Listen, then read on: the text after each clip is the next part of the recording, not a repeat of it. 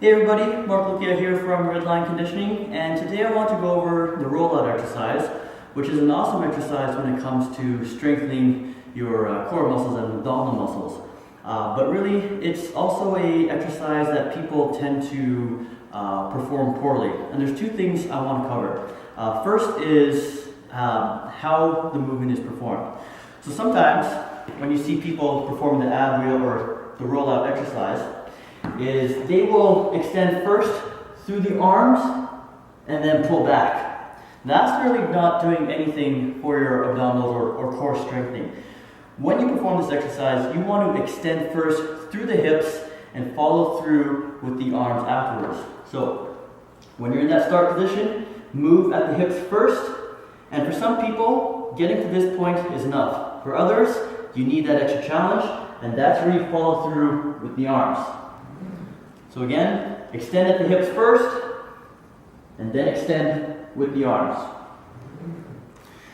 The other thing that people tend to make a mistake with the rollout exercise is when they are in that extended position and they're pulling themselves back, there's a tendency to use the lower back to arch and provide stability in the exercise. But that's not what we want to do. We want to be able to keep the abs tight, and we also want to include your glutes into the mix. So instead of arching your back to try to pull yourself back, what you want to do is squeeze your glute muscles. Or cue I like to use with my clients is crack a nut, like you're trying to crack a nut with your butt. So when you're out here and you're pulling back, abs are definitely going to be tight, but remember to squeeze your butt muscles in order to avoid arching your back as you're coming back to the start position.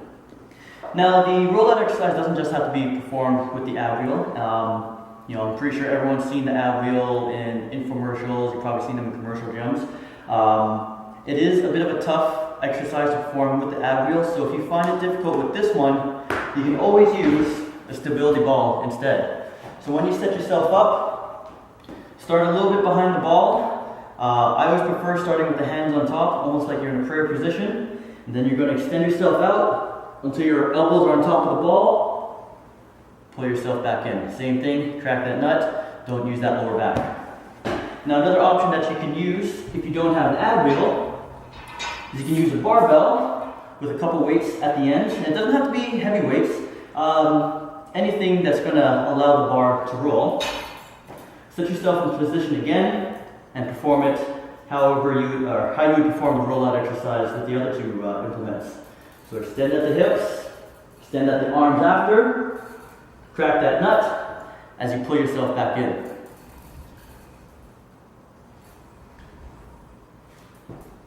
Alright, hopefully you learned a thing or two when it comes to the rollout exercise.